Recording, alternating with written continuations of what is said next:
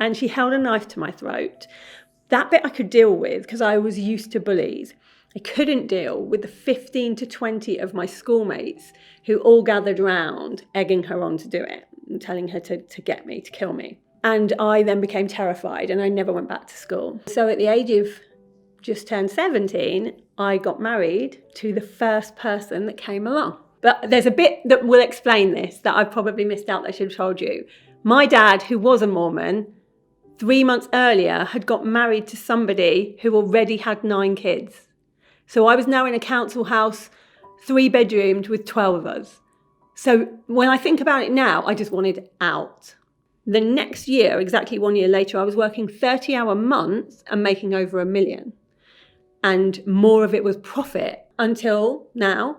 My business is 90% passive or semi-passive income, and all I teach is that. And we've just gone into year 3 at 3 million in revenue.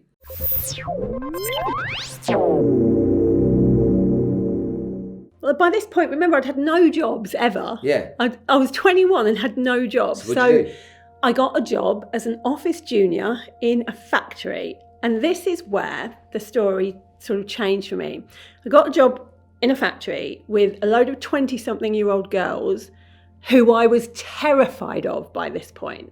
So if you think of me going into this place, I must have seemed like the most aloof, up my own, person going in. And very quickly, I became another target of these girls who were like, who does she think she is? But actually, I was just scared. I just didn't want to talk to them because I was scared stiff. About 6 months later, I was living in this little bedsit on my own and managed to rent a little bedsit.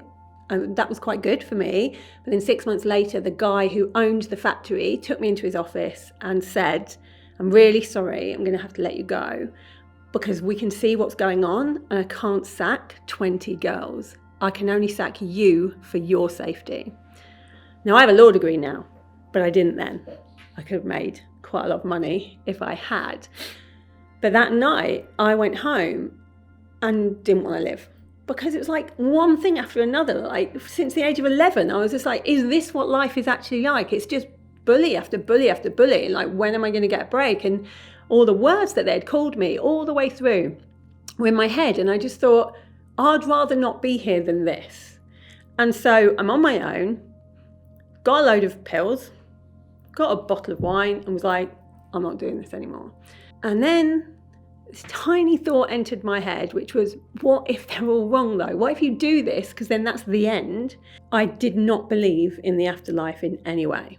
And so I was scared of death, and it made me stop for a second and go, what if they're wrong? What if you can make something? And so I gave myself a test. And I said, okay, if you can do one thing that you think is hard and do it, you can stay alive, but you'll have to really work hard.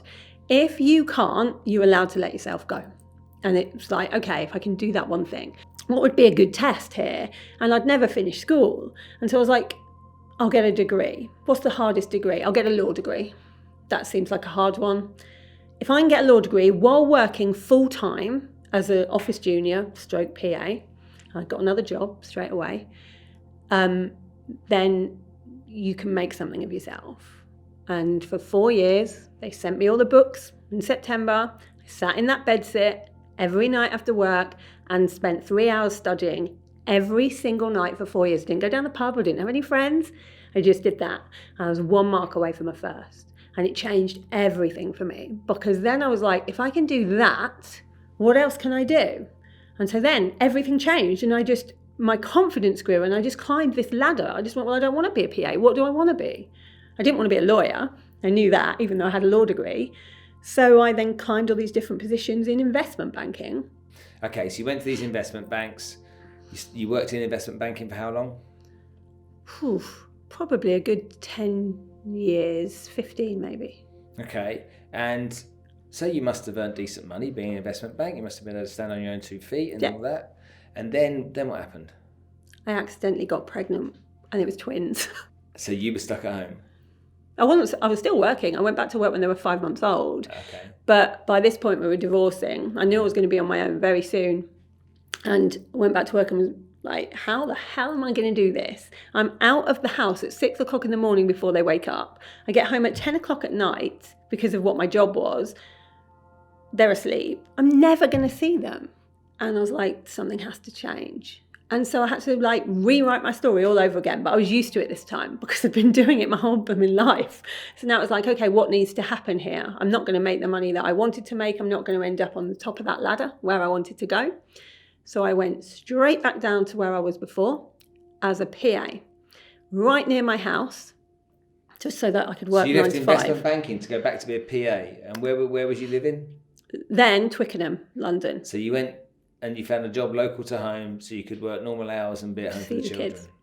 Yeah. And did you enjoy that? No, I was bored stiff because of the amount of responsibility I'd had. And so I was like, and also because, I mean, having twins, being on my own and going from a job that paid me nearly 100 grand to a job that paid me 20 grand meant that I was 30 grand in debt very, very quickly. Mm-hmm. And so I was like, what am I going to do? Like, what's the next step for me here? I can't do much with the kids there. And so I thought, well, I could start a business. Isn't that what people do? They start a business so they can spend more time with their kids. I'd seen this online. I'd seen people do it. But I didn't know anyone, actually me as a person, that had seen anyone because of my background. I hadn't really known anyone that had a business before. But I thought, well, I'm going to try and have a business. And so I thought, what am I going to do? What kind of business do I want? Well, I like organising things. I liked parties at this stage. I like cake. I'll be a wedding planner. Of course, why not? Why not? It looked glamorous from the outside. Sexy as hell. Organising people's weddings. I'd watched those films where you just wander around looking like J-Lo with an earpiece. Yeah, okay. I'm doing that. Yeah. It didn't quite work out that well. After the first year, I sat down and I had a new boyfriend by this stage, and he was like, let's have a look at how much you're earning. Sat down. Can I leave my 9 to 5? No, I'm earning £1.15 an hour. So I was doing really well with the weddings. I was getting them all in, but that's because I was undercutting everyone and doing it for cheap as chips and not earning anything for it. And I was absolutely knackered. So then I got to this point where I was like, well, I either have to give that up and just realise this is life. I'm going to be a PA forever. I'm going to have kids. I'm always going to be living hand to mouth. I was used to that. I've grown up like that, so I knew I could do it. Yeah. I didn't really want to. Or I need to get some help and work out just the basics of business because I knew absolutely nothing. And if you're 30 grand in debt, you may as well be 35 grand in debt. It doesn't really make much difference. And so I got a credit card for 5 grand and paid for a course. I paid for a coach at the time, to come and teach me. How did you choose the coach? It was quite easy for me. I wanted the only coach I could find that wasn't spouting about manifestation and the law of attraction. There weren't that many. Okay, let's just have that for a minute. Okay, what you did is you found somebody that you could online. Yeah. That wasn't basically a woo-woo coach. I just wanted strategy. I didn't even want a coach. Now I think back, I think the word coach is What did you want? I wanted a consultant. I wanted someone to go do this, this, this, and this, and you'll get this. And you'll get out of the hole you're in. That's all I wanted. And that's pretty much what I got. She taught me how to have a marketing plan, like a strategy, how to actually advertise on social media, all of the things, how to show up, how to be a personal brand. I didn't know any of this stuff. I had pretty poor money mindset, I've got to tell you. I thought people from where I come from can't make money. So I had to do a lot of work around realising that I thought that. Okay, so you went and did your five grand on this course and you learned some stuff, and then what'd you do? I niched massively in the wedding business and decided I didn't want to do all weddings. I only wanted to do cool people from Shoreditch that wanted an anti-wedding in a warehouse. Okay, so you niched and you started marketing towards that. Took 4 months before the ideal client walked into my door and was like, I've got 100 grand budget for a wedding. I want you to do it. And I didn't have to, she didn't say, I'm going to go and talk to a load of other people. It was just, I'm going to only talk to you because you're the only one doing this thing. Okay, so how long did you do that for? 2 to 3 more years. Did you make money? Yeah. And I was realising that I'd given myself a job where I was knackered every weekend. If you'd have asked me what I wanted my life to look like, I would have gone, I want to go travelling. I want to spend all the weekends in the holidays with the kids. And instead, I'd given myself a life where I was working every weekend during the whole of the summer. So it isn't what I wanted to do. And then people started asking me, first from the wedding industry, how have you done this? How have you done it in their eyes quite quickly? And I was saying, well, I've read this, this and this worked, this didn't, do this.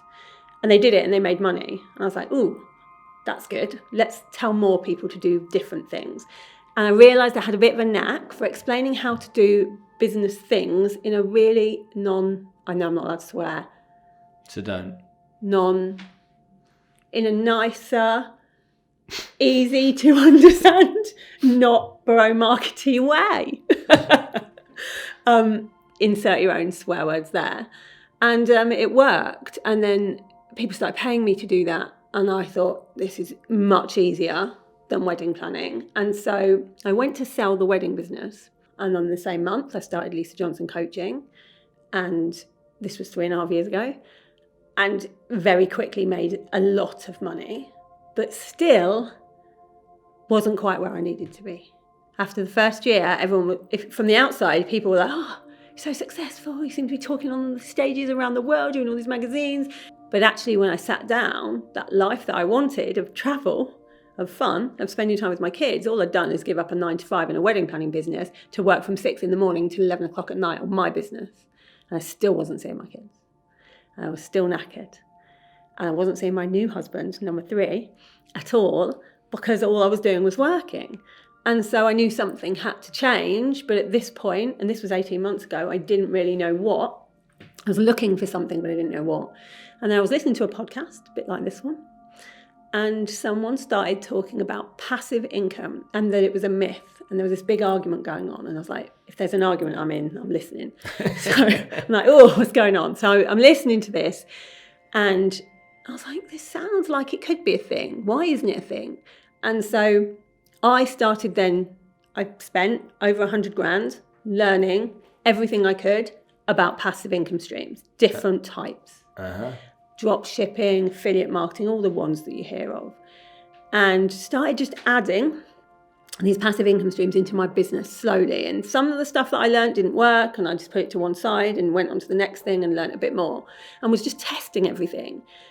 Within that 1 year, from working probably 70 to 80 hour weeks and making 220,000 a year, the next year, exactly 1 year later, I was working 30-hour months and making over $1 million. And more of it was profit. So for me, it was like, this is the way forward. And so I went all in on just doing that until now. My business is 90% passive or semi-passive income, and all I teach is that. And we've just gone into year 3 at 3 million in revenue.